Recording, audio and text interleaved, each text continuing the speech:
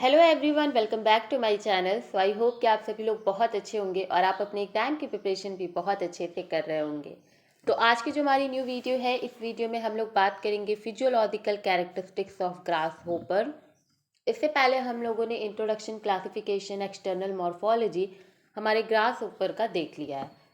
कई लोग इसको लोकस्ट के नाम से भी जानते हैं।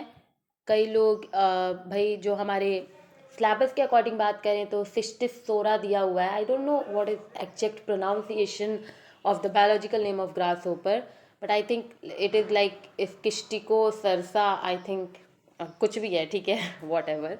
अच्छा, ग्रास होपर अपन को याद रखना है कि ग्रास होपर भाई हम लोग पढ़ रहे हैं।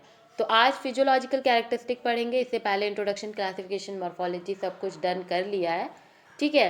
तो चलिए पढ़ते हैं ग्रास ऊपर की फिजियोलॉजिकल कैरेक्टरिस्टिक। इसमें भी डाइजेशन वाला जो पार्ट है ये हम सबसे ज़्यादा कवर करेंगे, because it is the most important part from here. तो उसे हम अच्छे से क्लियर करेंगे, ठीक है। उससे पहले ये वीडियो स्टार्ट करने से पहले हमने कल जब मॉर्फोलॉजी पढ़ाई थी, लाइक लास्ट वीडियो में, तो वहाँ हमें लगा ऐसा कि शायद आप लोगों को थोड़ा बहुत कन्फ्यूज़न हो। तो एक क्लियर पिक्चर आज हम दोबारा से क्या करेंगे, उसको रिवाइज करेंगे, जिससे कि आप थोड़ा सा और अच्छे से समझ जाओ कि कौन सा रीज़न कहाँ है और कौन कहाँ पर पाया जा रहा है हमारे ग्रास ऊपर की बॉडी में, कौन सा ऑर्गन कहाँ पर लोकेटेड है, ठीक है। तो एक बार अच्छे से पहले मॉर्फोलॉजी को ना अगेन रिवाइज करते हैं केवल, फिर हम ये अपने फिजियोलॉजिकल कैरेक्टरिस्टिक पे चलेंगे। Okay, I think this is the best figure. Okay, इसी को देखते हैं और इसी से समझते हैं। सबसे पहले आपको बता दें कि हमने एक्सटर्नल मॉर्फोलॉजी में कल ये पढ़ा था कि जो हमारे ग्रास ऊपर की बॉडी होती है ये 3 रीजन में डिवाइडेड होती है। The first one is head. Okay, wait, जो हमारा पहला रीजन है वो है हेड। ओके, जो दूसरा है वो है thorax and the third one is abdomen, जो कि इनके पेट का रीजन होता है, ठीक है। और फिर हमने ये भी पढ़ा था कि जो हमारा थोरैकिक रीजन है, जो थोरैक्स का रीजन है ये वाला, ये रीजन जो है ये अगेन डिफ्रेंशिएटेड है 3 रीजन में। पहला होता है प्रोथोरैक्स, यहाँ लिख रहे हैं, पहला प्रोथोरैक्स था, दूसरा मीजोथोरैक्स था और तीसरा मेटाथोरैक्स था। तो ये क्या है, हमारे थोरैक के 3 रीजन्स हैं, ठीक है। और इसी में सारे आपके जितने भी टिम्पैनम हो गए, आपके हेड, आई, एंटीना, फिर हमने बहुत सारे वो टीबिया वगैरह पढ़ा, फीमर पढ़ा, ये सब लोकेटेड हैं, ठीक है। तो ये आपको जनरल एक पता होना चाहिए कि बॉडी 3 रीजन में डिवाइडेड है। ओके, देखिए ये वाला जो रीजन है हम लोगों का, ये वाला, ये रीजन हेड का रीजन है ग्रास ऊपर का, ठीक, जिसमें आप काफ़ी सारी चीज़ें देखते हो, हेड वगैरह, सॉरी मतलब हेड है तो ऑब्वियसली माउथ वगैरह देखोगे। और फिर ये रीज़न जो है ये थोरैक का रीज़न है, ये, ठीक, ये थोरैक का रीज़न है and this region is our abdomen. Now what I am saying here is, ये क्यों हमने मतलब ये उठाया ये टॉपिक अभी, क्योंकि I want to like clear the confusion कि हमारा जो हेड वाला रीज़न है, दिस वन, ये हेड रीज़न जो है, इस हेड रीज़न में काफ़ी सारी चीज़ें पाई जाती हैं, जैसे कि हमारे आई हो गया, ऑसिली हो गया, एंटीना हो गया, ठीक है, एंटीना हो गया, ये 3 पाए जा रहे हैं। उसके बाद जितना भी माउथ पार्ट में आप लैब्रम वगैरह, हाइपोफेरिंग्स और जो भी आपके पार्ट थे वो सब आपने माउथ में देखा था। ये 4 चीज़ आप हेड में देख रहे हो, ओके।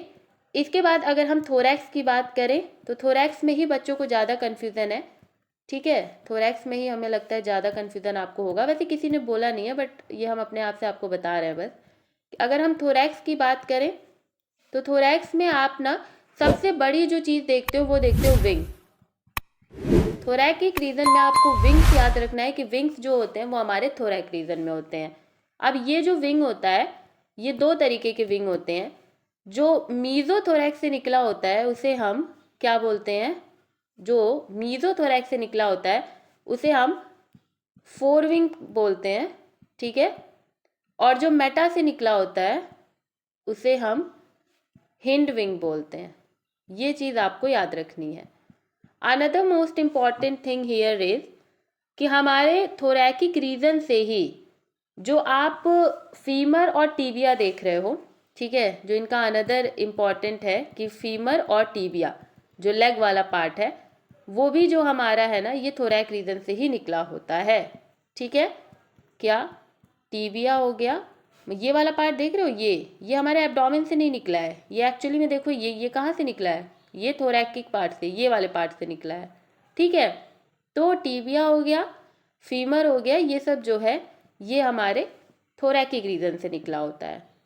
ओके, क्लियर हो गया। और एब्डोमेन में अगर हम बात करें, एब्डोमेन में बात करें तो ये 11 सेगमेंट ये क्या होते हैं, 11 सेगमेंट फ्यूज होकर के एब्डोमेन बनाते हैं। और लास्ट में, क्योंकि यहाँ पर हमने आपको बताया था कि सेक्सुअल डायमॉर्फिज्म बड़ा इजीली हो सकता है, एक्सटर्नली भी आप देख सकते हो बहुत अच्छे से और पहचान सकते हो कि कौन सा मेल ग्रासहोपर है और कौन सा फीमेल ग्रासहोपर है। कैसे भाई, तो भाई जो हमारा फीमेल जो हमारी ग्रासहोपर होंगी उनके पास ओबी पोस्चर नाम का क्या होगा, एक अनदर एक सिग्नल होगा कि भैया इससे आप पहचान जाओगे कि ओवी पोस्चर अगर इसमें है तो ये ग्रासहोपर जो है ये फीमेल है, क्योंकि ओवी जो है ये आपको नाम से ही पता चल रहा है ओवा, एंड ओवा कौन देता है भाई, वो फीमेल देती हैं। ठीक है, तो इससे आप पता लगा लोगे कि कौन से फीमेल ग्रासहोपर हैं और कौन से मेल ग्रासहोपर हैं। ठीक है, so the fore wing as well as जो हमने पढ़ा अपना हिंड विंग, ठीक है, fore wing and hind wing ये हमारे कहाँ से निकल रहे हैं भाई, ये निकल रहे हैं इस थोरैकिक रीजन से, ये चीज़ आपको याद रखना है। और ये पैर वगैरह भी हमारे थोरैकिक रीजन से ही इनके निकल रहे हैं। तो इतना ही हमें आपको थोड़ा सा रिवाइज करना था। नाउ हम आपको फिजियोलॉजिकल कैरेक्टरिस्टिक अच्छे से पढ़ाते हैं, जिसमें हम सबसे पहले डाइजेशन पढ़ेंगे। ओके, देखिए डाइजेस्टिव सिस्टम की अगर हम बात करें तो जो हमारा एलिमेंट्री कैनॉल होता है, ठीक है, जो हमारा आहार की नली होती है, जो एलिमेंट्री कैनॉल होता है, वो 3 प्रिंसिपल पार्ट्स में बटा होता है। 3 मुख्य भाग आप देखते हो कि हमारे यहाँ पे डाइजेस्टिव सिस्टम में हम हमेशा से आपको बताते आए हैं कि एलिमेंट्री कैनॉल प्रेजेंट होता है और डाइजेस्टिव जूसेस प्रेजेंट होते हैं। ये दोनों मिलकर के ही जो डाइजेशन की प्रोसेस है उसको अच्छे से करते हैं। तो सबसे पहले हम कभी भी पढ़ते हैं किसी भी ऑर्गेनिज्म में तो हम एलिमेंट्री कैनॉल पढ़ते हैं कि भाई इजेशन कैसे हो रहा है और ईजेशन कैसे हो रहा है, पहले ये समझ जाए, फिर बीच का डाइजेशन कैसे हो रहा है वो तो समझ ही जाएंगे।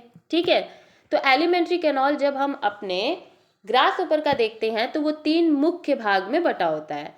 अब कौन कौन से मुख्य भाग है भाई, तो 3 मुख्य भाग में फोरगट है, ठीक है, मिडगट है और हिंडगट है। फोरगट नाम से समझ में आ रहा है, आगे से स्टार्ट हो रहा है और आगे हमारा मुंह होता है। सबसे पहले खाना कहाँ जाता है, मुंह में जाता है। तो माउथ पार्ट में सबसे पहले फोरगट जो होता है वो माउथ पार्ट से स्टार्ट होता है। कहाँ प्रेजेंट होता है, तो dorsal limit of pre oral cavity के पास पूर्व मुख्य गुहा के प्रसिद्ध सीमा पर ये स्थित होता है। इनका जो मुंह होता है वहीं से ये जो हमारा फोरगट है वो प्रारंभ हो रहा होता है। लाइन सस्पेंडेड इनटू इट, जो हमारा फोरगट जो माउथ वाला पार्ट है, वहाँ पे हमने कल आपको बताया था कि माउथ वाला जो पार्ट है वहाँ पे ऐसे एक लटकी हुई चीज़ आपको नजर आएगी जो कि टंग कहलाएगी। और इस टंग को आप नॉर्मली अगर बात करें हमारे ग्रासहोपर की लैंग्वेज में तो आप हाइपोफेरिंक्स बोलते हो। क्या बोलते हो, हाइपोफेरिंक्स बोलते हो। और ये जो हाइपोफेरिंक्स होते हैं इसमें आप देखते हो क्या, इसमें आप देखते हो ऐसे सलाइवरी ग्लैंड। अब ये सलाइवरी ग्लैंड ऑब्वियस सी बात है कि सलाइवा सिक्रीट करेंगे जो कि आपके फूड के डाइजेशन में हेल्प करेंगे। ओके, तो हमने यहाँ पे इंपॉर्टेंट चीज़ ये पढ़ी कि फोरगट जो है वो स्टार्ट हो रहा है हमारे माउथ पार्ट से, इसमें हाइपोफेरिंक्स जिसको आप टंग बोलते हो वो प्रेजेंट होता है, एज वेल एज टंग में आप सलाइवरी ग्लैंड देखते हो जो कि सलाइवा सिक्रीट करेगा। जो माउथ होता है उसके बाद आप देखते हो कि जो माउथ होता है वो लीड करता है, मतलब माउथ के बाद आप देखते हो कि कौन सा स्ट्रक्चर आप देखोगे, आप फेरिंग्स देखोगे। क्या देखोगे, फेरिंग्स देखोगे। तो माउथ के बाद आप छोटी सी एक फेरिंग्स देखते हो जो कि अगेन ईसोफेगस के द्वारा उसको फॉलो किया जाता है। मतलब माउथ, फिर फेरिंग्स, फिर आप ईसोफेगस देखोगे और ईसोफेगस जा करके क्रॉप में खुल जाएगा। मतलब कि आपने कोई भी देखा कि जो ग्रासहोपर है वो क्या खाते हैं, वो जितने भी लीफ हो गए, जितने लीफी वेजिटेशन है वहाँ वो रहते हैं और लीफ वगैरह खाते हैं, ग्रास वगैरह। उन्होंने ग्रास को कंज्यूम किया, वो माउथ में गया, फिर सलाइवरी ग्लैंड से सलाइवा निकला, थोड़ा बहुत डाइजेशन जो कार्बोहाइड्रेट वगैरह का है वो उनके माउथ में हो जाएगा च्यूइंग के द्वारा। ठीक है, जो चबाएंगे खाने को। तो फिर जो उनका पार्ट बनेगा उस खाने का वो जाएगा हमारे किस रीजन में, वो जाएगा फेरिंग्स के रीजन में। ठीक, फेरिंग्स से वो एक छोटी सी पाइप नुमा स्ट्रक्चर जो कि ईसोफेगस कहलाता है, वहां से ट्रैवल करके क्रॉप रीजन में चला जाएगा। कहाँ जाएगा? क्रॉप रीजन में जाएगा।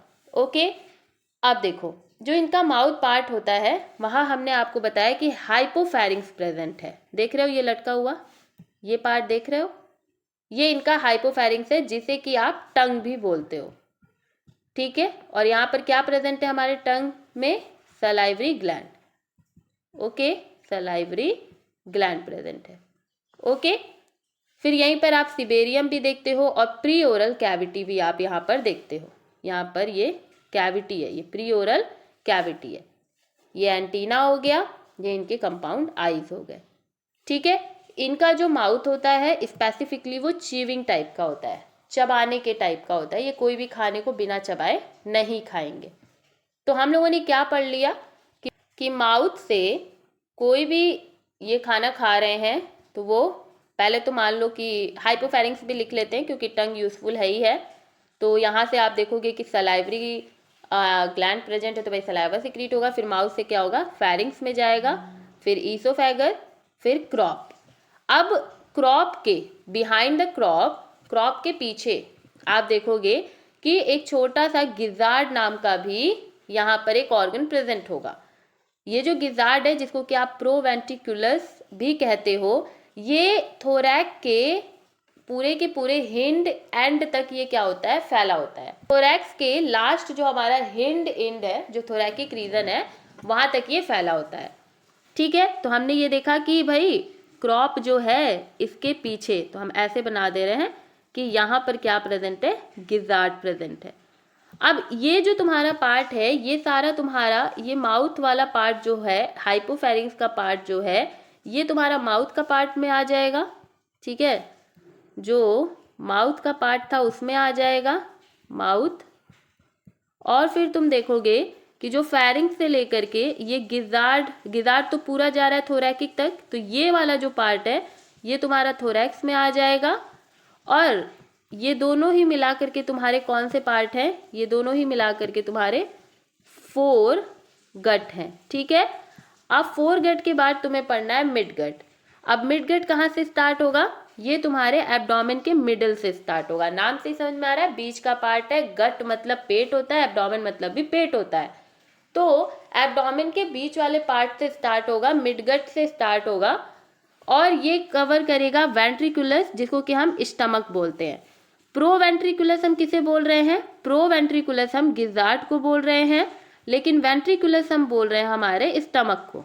ठीक है, ये जो स्टमक है ये स्टार्ट होगा हमारे मिड गट से, जो कि पूरा का पूरा एब्डोमेन का रीजन होगा। और जो हिंड गट है जिसको हम इंटेस्टाइन भी बोलते हैं, ये जंक्शन होता है। Stomach is marked by the attachment of numerous long thread like yellowish Malpighian tubule which opens into it. तो हिंड गट जो होता है वो आंत का वह जंक्शन है जिसका पेट पीले रंग की मालफिजियन नलियों जैसे कई लंबे धागों के जुड़ाव से चिन्हित होता है, जो इसमें खुलते हैं। ठीक है, मतलब ये कि हिंड गट आपके जो पूरा आपका स्टमक है, उसके बाद इंटेस्टाइन होगा, और इंटेस्टाइन से ही कह रहे हैं ना कि हिंड गट जो है वो वहाँ पे ख़त्म हो जाएगा, और मालफिजियन ट्यूब्यूल्स जो है वो एट लास्ट जो होगा वो एक्सक्रीशन की प्रोसेस कर देंगे। Getting my point? बारिश आ रही है तो अगर पानी की आवाज़ आ रही होगी तो उसको इग्नोर कर देना आप लोग। ठीक है, तो हम लोगों ने सब कुछ समझ लिया ना कि इनका फोर गट, हिंड गट और मिड गट हम लोगों ने समझ लिया। देख लो एक बार और तुम्हें बता दे रहे हैं। ये हो गया अपन का माउथ वाला पार्ट ग्रास ऊपर का, ये हो गया थोरैकिक वाला, और ये हो गया एब्डोमेन वाला। तो हमने ये पढ़ा कि जो इतना पार्ट है, इतना पार्ट ये फोर गट में आ रहा है, जहाँ आप माउथ, फेरिंग्स, हाइपोफेरिंग्स और क्रॉप एंड गिजार्ड वगैरह देख रहे हो। एंड देन इधर वाला ये इतना पार्ट मान लो कि ये तुम्हारा मिड गट है, और लास्ट में मालफिजियन ट्यूब्यूल वगैरह जो है ये तुम्हारा हिंड गट हो जाएगा। ठीक है, जहाँ से फिर जो अनडाइजेस्टेड फूड मटेरियल होगा वो थ्रू द मालफिजियन ट्यूब्यूल जो है वो बाहर फेंक दिए जाएंगे। अब इंटेस्टाइन के बारे में थोड़ा सा पढ़ लेते हैं। जो हमारा इंटेस्टाइन होता है हमारे ग्रास होपर में, वो एक्चुअली अनक्वाइल्ड होता है, मतलब उसमें क्वाइलिंग नहीं पाई जाएगी। जैसे हमारे इंटेस्टाइन स्मॉल एंड देखो तुम, तो वो कैसा है, वो क्वाइल्ड है, लेकिन यहाँ पे इंटेस्टाइन क्वाइल्ड नहीं है, ये अनक्वाइल्ड है। अब ये जो तुम्हारा इंटेस्टाइन है ग्रास ऊपर में, ये रीजन्स में बटा हुआ है। पहले जैसे हमने पढ़ा कि माउथ है, फिर फेरिंग्स है, फिर ईसोफेगस है, फिर क्रॉप है, फिर मान लो गिजार्ड है, फिर तुम्हारा स्टमक है, एंड देन इंटेस्टाइन है। यही तो एक पाथवे है ना आपके फूड जो आप ग्रास ऊपर में देख रहे हो। तो ये इंटेस्टाइन जो है, इसमें जो फूड है वो सबसे पहले आप देखोगे इलियम में जाएगा, जो कि कैसा है, एंटीरियरली ब्रॉड और टेम्पर्ड ये है। तो पहला इंटीरियर का पार्ट इलियम का पार्ट होगा, फिर बीच में सिलेंडर, मिडिल कोलॉन होगा, और फिर लास्ट में आप देखोगे रेक्टम होगा।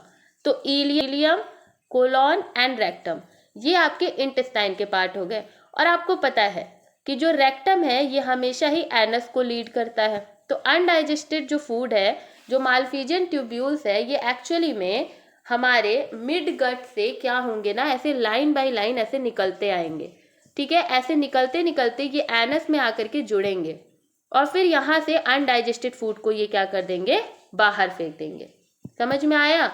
तो इसका मतलब ये कि जो हमारा इंटेस्टाइन है ग्रास ऊपर में, वो कुछ इस तरीके से बटा है कि पहले इलियम, ठीक है, फिर कोलॉन, और फिर रेक्टम, और फिर रेक्टम से आप देखोगे यहाँ पर एनस, जिससे कि अनडाइजेस्टेड फूड जो है वो बाहर चलाएगा। समझ गए कि माउथ, फेरिंग्स, ईसोफेगस, फिर आपका क्रॉप, फिर स्टमक, गिजार्ड क्रॉप के पीछे है। स्टमक के बाद इंटेस्टाइन में जैसे ही आओगे तो इलियम, कोलॉन, रेक्टम, और रेक्टम लीड कर देगा एनस को। समझ गए? ये सारा चीज़ आपको समझ में आ गया, एलिमेंट्री कैनाल समझ में आ गया। अब देखो, एलिमेंट्री कैनाल समझ लिया, अब ये समझेंगे कि ग्रास ऊपर क्या खाते हैं और कैसे खाते हैं, कैसे पकड़ते हैं, क्या करते हैं। ग्रास ऊपर जो है वो ग्रीन लीफी वेजिटेशन पे अपना खाना जो है वो खाते हैं। टिड्डे जो होते हैं वो हरी पत्तेदार वनस्पतियों को खाते हैं। They move from plant to plant by walking, hopping and flying in order to feed upon their leaf. ये एक ही प्लांट पे ऐसा नहीं है कि एक प्लांट पे चढ़ गए और जब तक पूरे पत्ते उसके खत्म नहीं हुए तब तक ग्रास ऊपर उसी पे लगा पड़ा है, खा रहा है, नहीं। They also want a variety of food. और भले ही वो उनके पास मोमो, चाउमीन, बर्गर की वैरायटी ना हो, but they have variety of leaf. बहुत सारे लीफ होते हैं और सभी के अलग अलग टेस्ट होते होंगे। अब हम तो ग्रास ऊपर नहीं है ना यार कि आप तुम्हें बताएं, लेकिन ऑब्वियसली कॉमन सेंस है, अलग अलग लीफ होती हैं, अलग अलग उनके स्वाद होते हैं।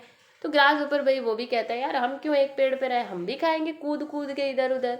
तो जो हमारे ग्रास ऊपर होते हैं वो पत्तियों को खाने के लिए एक पौधे से दूसरों पौधों की ओर चलते हुए, उछल कूद करते, उड़ते हुए अपना मौज मस्ती में वो क्या करते हैं, अपना पत्तियां जो हैं वो खाते हैं डिफरेंट आपके प्लांट से।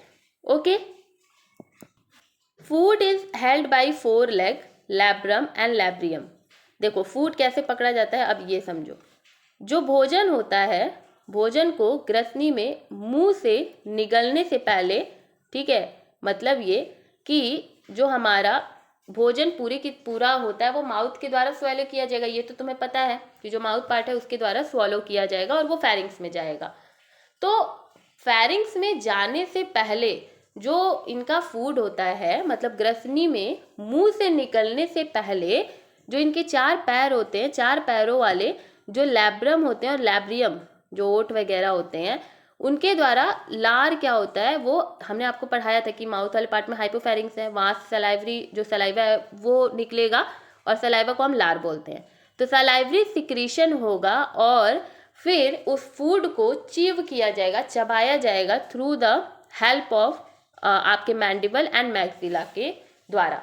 देखो बहुत सिंपल भाषा में ये बोल रहा है कि खाना इनका जो इन्होंने पत्ती खाया तो माउथ पार्ट में वो जाएगा, माउथ पार्ट में हाइपोफेरिंग्स प्रेजेंट होगा, वहाँ से सलाइवा निकलेगा, फिर वो क्या करेंगे, सलाइवा जो होगा वो ल्यूब्रिकेट करेगा उस फूड को।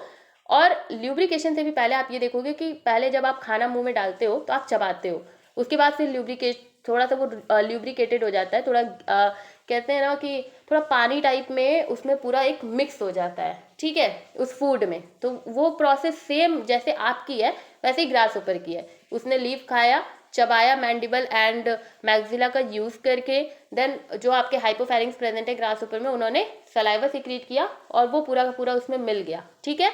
फिर क्या होता है, फिर वो जो आपका फूड होता है जो सलाइवा के साथ वाला होता है, ल्यूब्रिकेशन के साथ वाला होता है, वो चला जाता है फैरिंग्स में, ठीक है। फिर वो फैरिंग्स में जाता है। अब यहाँ पर जो सलाइवा है वो केवल से केवल चीविंग के लिए या जो आपका मतलब घोटने में इजीनेस के लिए ही नहीं है, स्वालोइंग के लिए ही केवल नहीं है, ये एमाइलोलिटिक एंजाइम भी होता है जो कि स्टार्च को, हमने बताया ना स्टार्च क्या है, कार्बोहाइड्रेट है।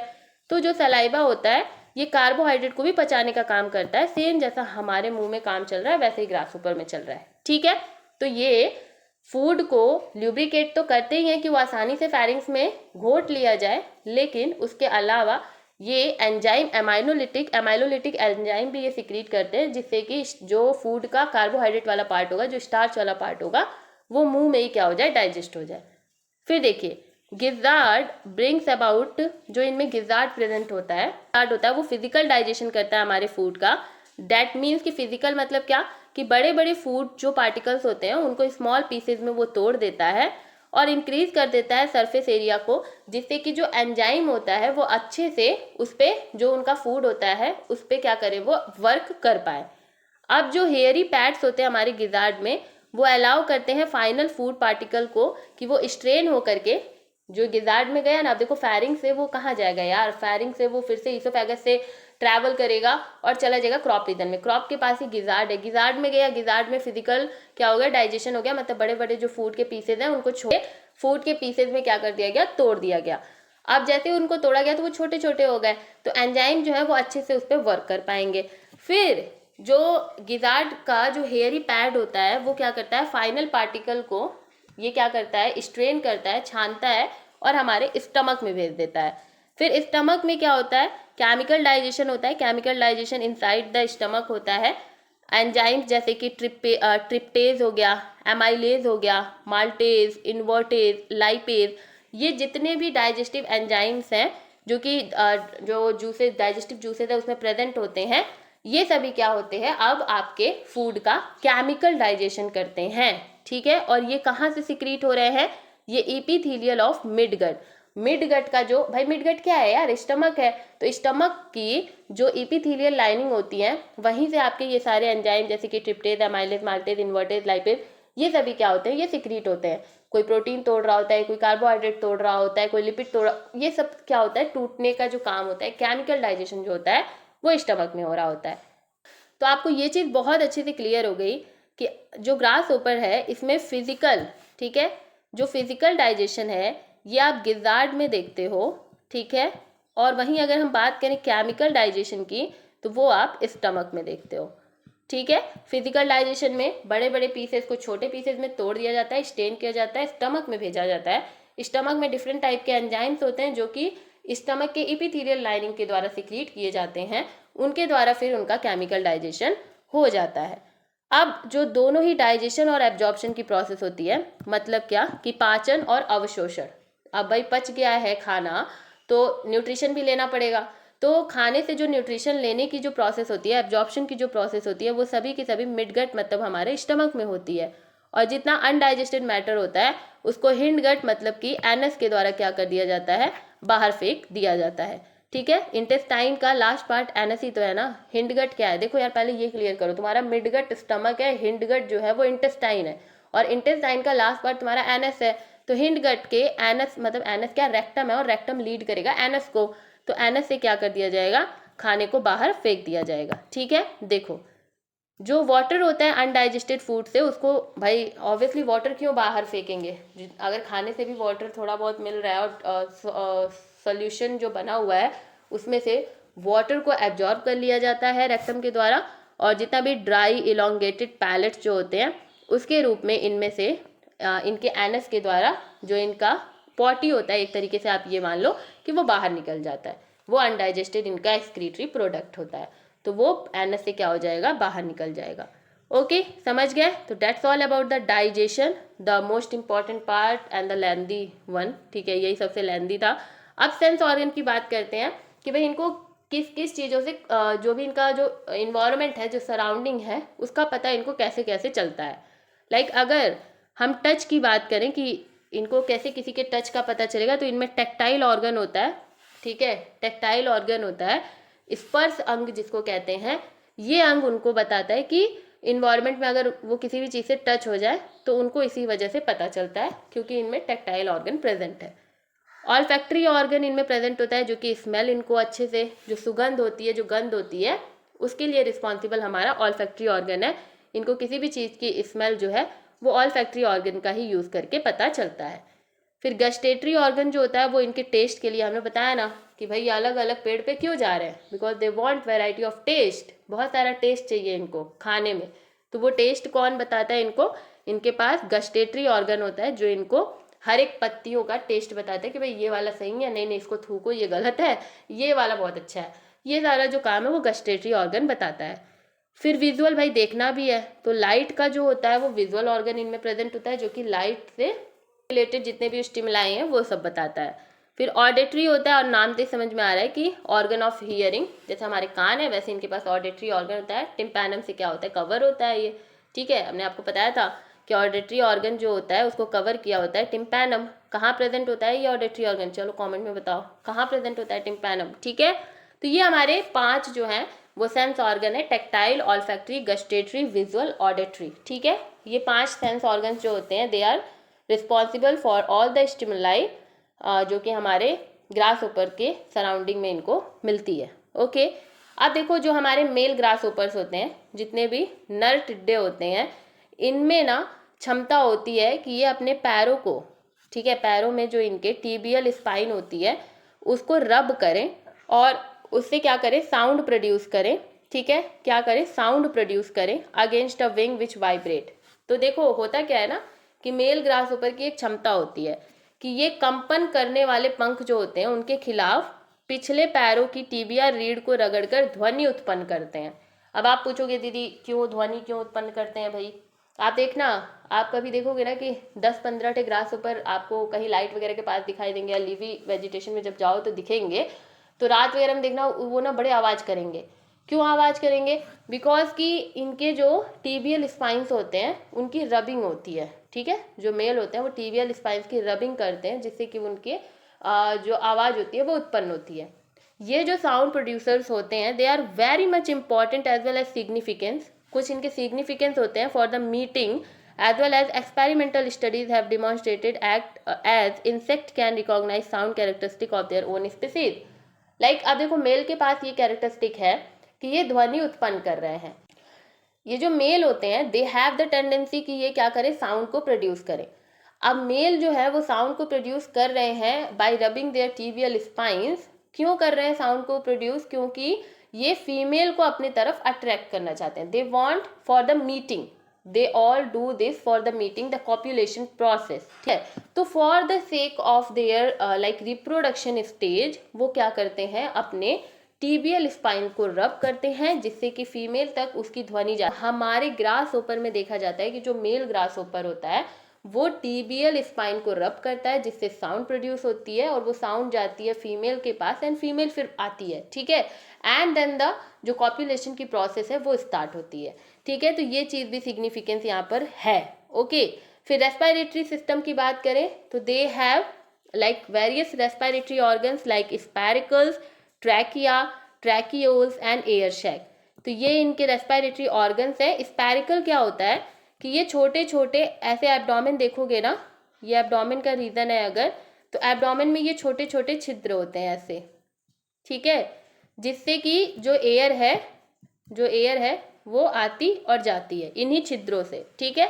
तो अगर हम बात करें तो देखिए यहाँ पर ये देखो ये पार्ट है, ये क्या है, स्पैरिकल्स हैं। अब स्पैरिकल्स जो है they help in the exchange of gases. स्पैरिकल्स में आप देखते हो एयर शैक, ठीक है, यहाँ पे आप एयर शैक देखोगे, देखो होता क्या है ना,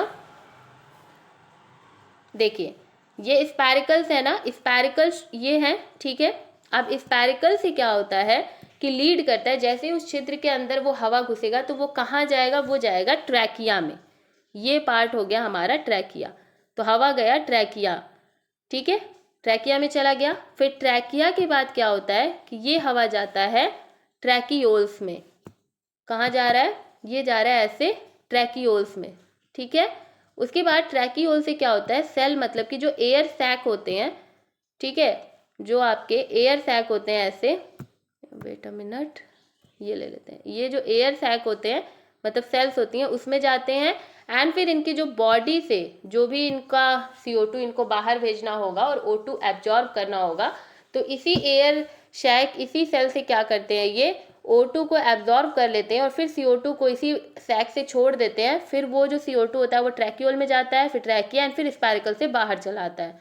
तो स्पैरिकल जो है, यहाँ जो स्पैरिकल है, फिर स्पैरिकल लीड कर रहा है इनके ट्रैकिया में, और फिर ट्रैकिया जो है वो डिफरेंट ट्रैकियोल्स में, और ट्रैकियोल जो है ये एयर सैक मतलब कि आपके सेल्स में। और फिर यहीं पे जो बॉडी होगी, ये मान लो कि ये बॉडी है, तो बॉडी से क्या होगा, यहाँ पे आपके जितने भी O2 CO2 का एक्सचेंज है वो हो जाएगा, और फिर से जो एयर है वो वापस चली आएगी। तो ये जो प्रोसेस है जाने और आने के गैसेस की, ये थ्रू द स्पैरिकल देखा जाता है, ठीक है। समझ गए, स्पैरिकल, ट्रैकिया, ट्रैकियोल, ये सब समझ गए आप, देख लो। ये हेड रीजन, ये थोरैक रीजन, ठीक है, ये एब्डोमेन रीजन, ये कंपाउंड आई, टिम्पैनम, एंटीना, फिर ओवी पोस्चर जो कि फीमेल में प्रेजेंट होती हैं, hind wing and fore wing. This are the like important points. और ये देख लो, ये भी एक बार देख लो, ये पूरा इनका रेस्पिरेटरी सिस्टम है।